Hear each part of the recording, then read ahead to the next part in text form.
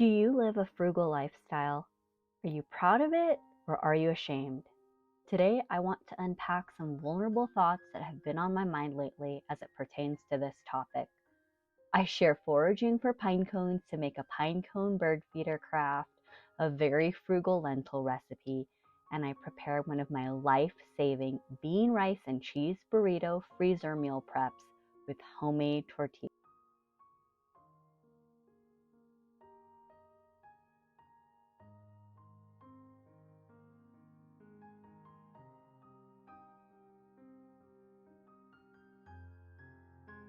First, as I start my day with steel oats and honey, another frugal meal. You don't have to use honey. You can use brown sugar or whatever sweetener you have at your house. I happen to have honey. It was a gift.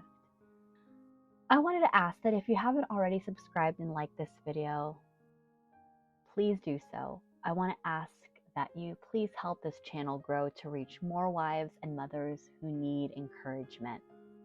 Thank you to everyone who has already taken the time to do this. I want to give a special shout out to Crystal for helping spread the word about my content. You are amazing. I've had this sort of apostleship on my heart for a long time, but just like everyone else, I feel like a big imposter sometimes. However, I think about how difficult it can be to try to find tips and tricks about a rough time in your life. Like when money is tight and you're broke, it's humiliating to ask a friend, hey, do you have any advice about this? So maybe you're like me, you were privately searching on YouTube, typing in things you never thought you would type in, and then you stumbled upon the right channel. When you find a kind, friendly voice on the internet who makes you feel like you aren't alone, it can be just what you need to pick yourself back up. So as I make these fun pinecone bird feeders, I wanted to talk a little bit about someone I greatly admire, and that's Saint Teresa of Calcutta. She, like many saints and missionaries, have left comfortable situations to find those who need help. So as corny as this sounds, YouTube can be a modern day place for that. Finding lonely people or people who need education or inspiration. I feel like God blessed me with lots of thoughts, ideas, and talents that I want to share with the world. I don't want to keep it hidden under a lamp. As Jesus says in Matthew 5, verse 15 and 16, no one, after lighting a lamp, puts it under the bushel basket, but on the lampstand, and it gives light to all in the house. In the same way, let your light shine before others, so that they may see your good works and give glory to your Father in heaven. As I've said before, I am no theologian, but I interpret this to mean that if you recognize that God has blessed you with certain talents, you shouldn't hide it. I'm not saying to flaunt it or brag about it, but all too often we don't want attention or we don't want to appear boastful. However, if it is in the interest of helping others, it's worth trying to get our messages out to others, especially during these times when I think people are not just hungry for truth, goodness, and beauty, they are starving. And that's why I try to show some beautiful shots. I know I'm inspired by beauty and I seek YouTube for those things, and I want to share that with others. Maybe my cooking has inspired you, or maybe my messy kitchen reminds you that not everyone has a Pinterest perfect home. By the way, leave me a comment if you would like me to start sharing some of my recipes more often. I would be happy to share them here on the channel or on a blog, or I can leave a frugal cooking ebook for everyone. All right, so back to what's going on in this video.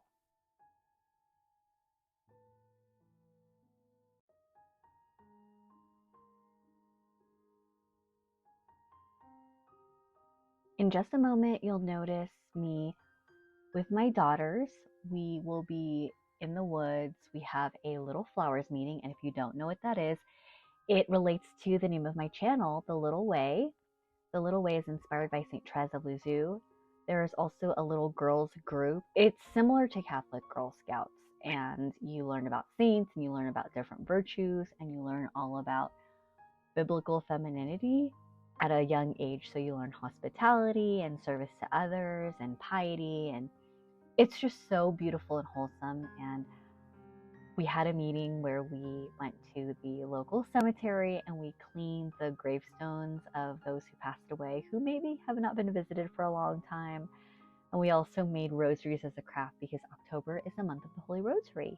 So that was a lot of fun. We have a few group of girls come once a month, and that was so wholesome and wonderful. Okay, now I want to pause and talk a little bit about these lentils. Lentils have been a frugal staple. I didn't discover them until 2 years ago when a dear friend brought them to me while I was newly postpartum with my fourth, and she knew it would help with my milk supply. I could not believe when I looked it up how much of a superfood lentils were. I was hooked, and I started to make it and feed them to my children. I didn't grow up eating lentils, so please bear with me. Anyway, some of you may wonder how I get my children to eat these, and you will hear me talk about how my children have very diverse palates. They will tell you that they love sinigang, a Filipino dish, and they love chicken tikka masala, among many things. Well, 10 years ago, I read a book called Bringing Up Bebe, and the author's name escapes me for a moment, but I will try to link it below if I'm able to find it. Anyway, the author wrote about behaviors of children she observed while living in France. She was an American, her husband was from England, and they were living in France for a while. One of the behaviors she observed was that children were not picky eaters. They didn't have snacks at the playground like Americans do. So I was intrigued. What was her tip? She noticed that French mothers included children in the cooking, and they would ask them questions while cooking to make them feel included in the culinary experience. So I tried it. What did I do? At the time, my son was about 1, maybe 2, and I asked him questions while I was cooking Brussels sprouts. I love Brussels sprouts. I wanted him to love it. So I would ask him things like, he would take a bite, and I would say, is it salty or is it sweet? He seemed to think it was a game, and he would try a bite, and then he would answer, it's salty. My next question would be something like, is it crunchy or is it mushy? And I would do this about 5 or 6 times in one cooking session. And then I would do it again the next night and the next night. And fast forward 10 years and 4 children later, and they have all miraculously followed suit. You saw there that I had leftover tomato paste. So I just put it in a little baggie and put it in the freezer. I don't worry too much about it being a freezer baggie because I end up using it quite quickly after. And then here I have the bagged spinach. I had posted in an earlier clip the recipe. I just made this from the top of my head. I added pumpkin puree. It was a recipe that I made from one time when I was just looking through my pantry trying to figure out what to make one day, and it just turned out really, really good. Okay, anyway, back to my miraculous story about my children eating whatever I make them. I know some of you are rolling your eyes and thinking, yeah, right, my teenager is not going to do that, or my children only eat foods like Happy Meals, or they don't like this, they don't like that. All I can do is tell you to just try it. Have a heart-to-heart with them, especially if they're older, and say, let's just start over. You know, I want you to be able to travel the world, and when you travel the world, sometimes you're going to see foods that you have never seen before, and you want to have the best experience you possibly can. Because I really cared about this as being built into our family culture. I always knew that I wanted my family and I to travel the world. So we would need to buckle up for all of the international cuisine.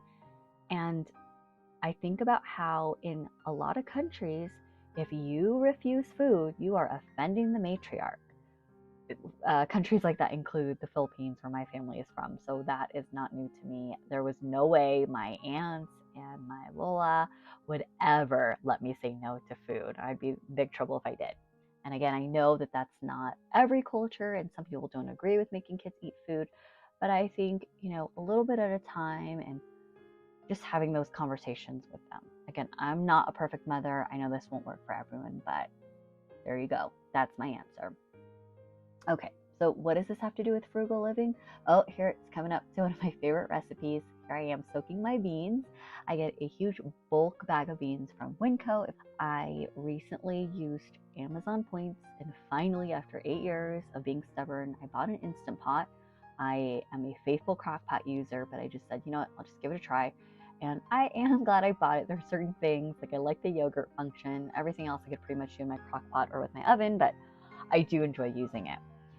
So anyway, what does this have to do with frugal living? Our family income used to be $18,000 per year. I knew that we had to make it work. We had to try new recipes that did not come from the drive-thru. I had to do a lot of research and make lots of friends in various aisles of the grocery store. I mean, I have probably tried everything on a grocery shelf that is under $1 or 75 cents or 50 cents. I would look up recipes. What can you make with this type of bean? What can you make with this type of sauce? And I'm so glad I did, because now I feel like I can make anything. Okay, the next thing you'll see will probably be really strange, but I want to share this tip with you. I used bacon rendering. I bought bacon ends for $2 at the store, and I love keeping the rendering for lots of things. Here I have these boots that I purchased on eBay, and they are very hard worn. They do get dingy, so I use bacon rendering to polish them. I know those of you with dogs wonder if my dog has licked my boots, but honestly, no. I don't know what it is. I am really shocked. Maybe your dog is different. My dog will eat anything, and so you would think my dog would go crazy on these boots. So if you notice the left and the right, maybe you don't notice, maybe you think I'm crazy thinking it works. It looks a lot better in person, but it really does make my shoes look so much better. And can you also leave a comment if it hurts your heart to find out people just throw out bacon rendering? I ask everyone I know if they have leftover bacon rendering to please, please, please save it in a can, put it in the freezer for me, and that could be my Christmas present, because I will use it for everything. Like these onions, I will use it for my meats, and apparently also for my leather boots. Okay, so you'll see me now prepare my bean, rice, and cheese burritos. I make these and freeze them, and then I bring them with me to work. I bring them wherever I go as just a nice little lunch that I can heat up. We don't have a microwave.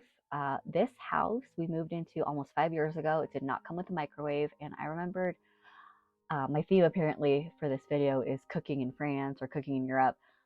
A lot of Europeans do not have microwaves, and maybe I'm wrong, but I remembered hearing from a blog I used to follow, Design Mom, where they moved to France for a stint, and she was talking about her small kitchen and how she has a family with 6 children, and they did just fine heating things up on the stovetop.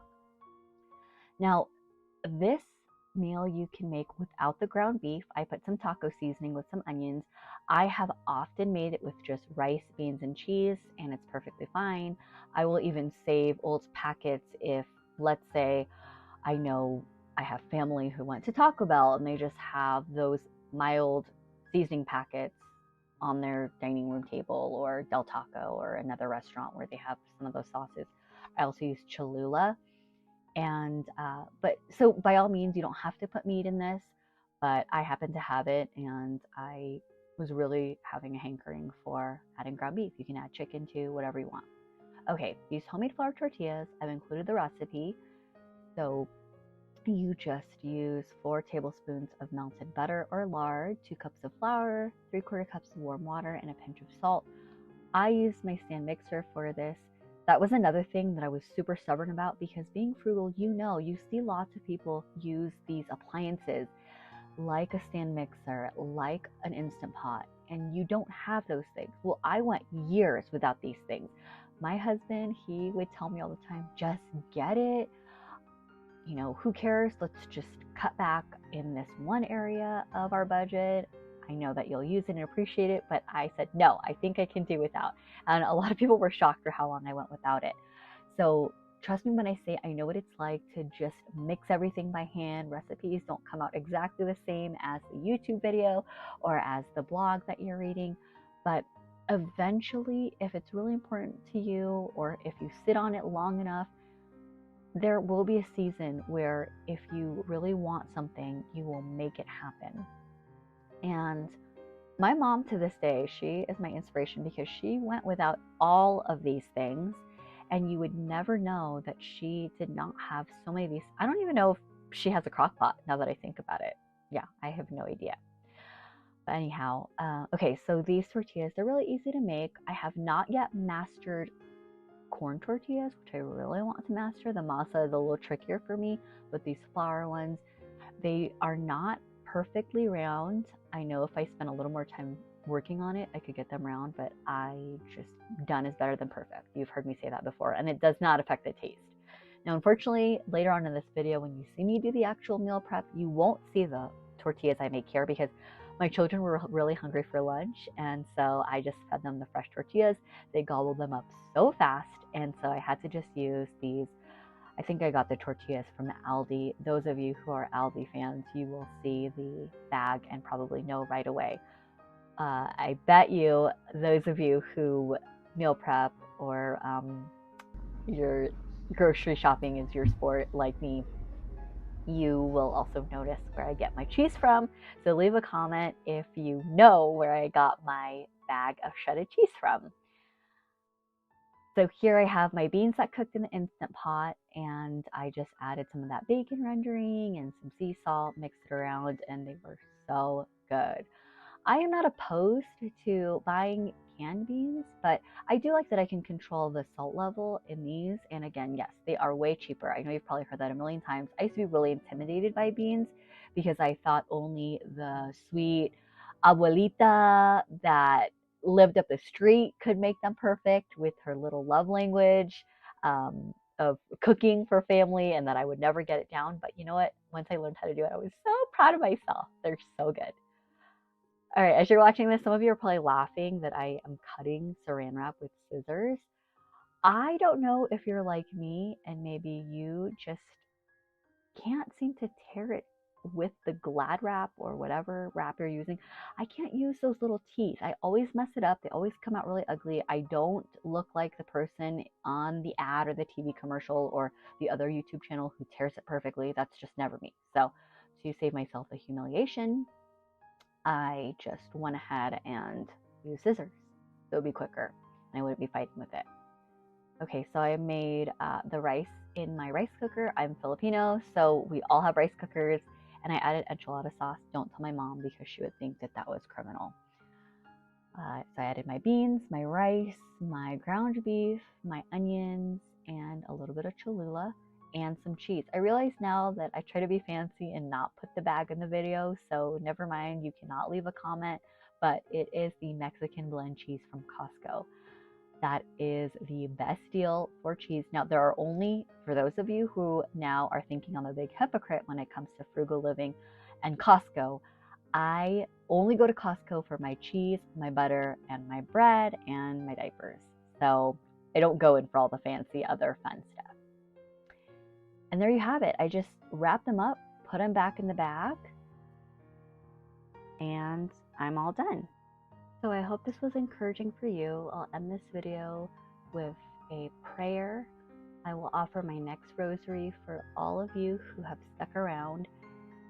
If you are experiencing some tough times, just give it up in prayer and God will open up opportunities for you. Frugal living can be a lifestyle, but your situation, your bleak, difficult times don't have to be forever. Thank you and God bless.